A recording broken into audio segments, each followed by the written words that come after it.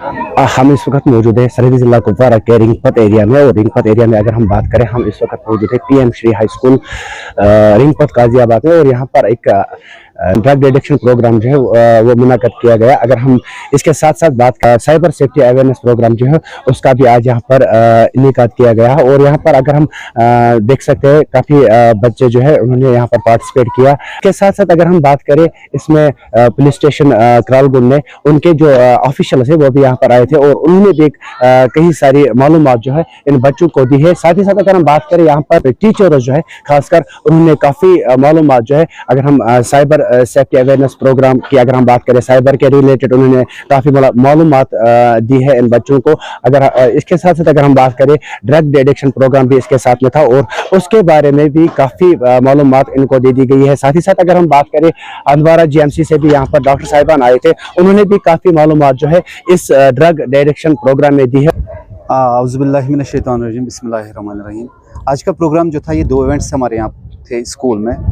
एक था drug awareness, और उसकी जो अवेयरनेस के साथ साथ सेफ्टी, और दूसरा जो हमारा था that was cyber awareness, cyber safety and cyber crime के बारे में था।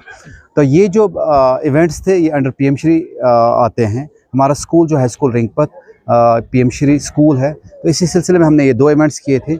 आजकल का दौर जो है वो साइबर क्राइम में बहुत ज़्यादा इन्वॉल्व हो गया है। हमारी जो न्यू जनरेशन है वो इस इंटरनेट के लत में लगे हुए हैं, लेकिन उससे उनको कैसे सेफ़ रखा जाए वो यहाँ पे आज अवेयरनेस दी गई थी।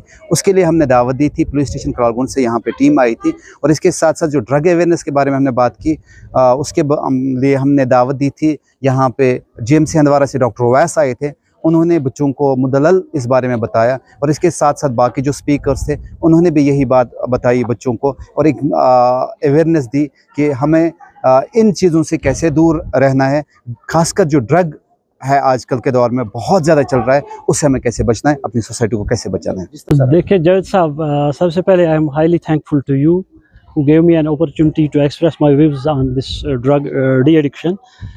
From last couple of years we are organizing such camps and providing awareness to people about the drug menace, so that they can prevent their children from this illegal drug menace.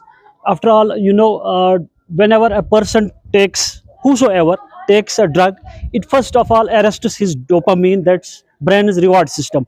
So with the passage of time, it asks for more and more. As a result, the person who is involving in drugs, he goes through it, and with the passage of time his life becomes a burden. So my message from this goes to all the parents, that they must keep a close vigil upon their children, so that they can prevent this drug menace from the society. Another point of mine is that we must ban, the state government should, the UT government should ban exporters and importers of drug menace, so that it can be eradicated from its roots. जी, जो जिस मौजू पे आज हमें यहाँ बुलाया गया, वो मौजू था regarding drug addiction and its menace. तो आज यहाँ स्टूडेंट्स ने पार्टिसिपेट किया। We inform the students about the ill effects of drug use, क्या क्या इसकी वजह से कैसे इनकी सेहत ख़राब हो सकती है। सोसाइटी में एक मेनेस है ये, ठीक है, और in general it is a menace for the whole state.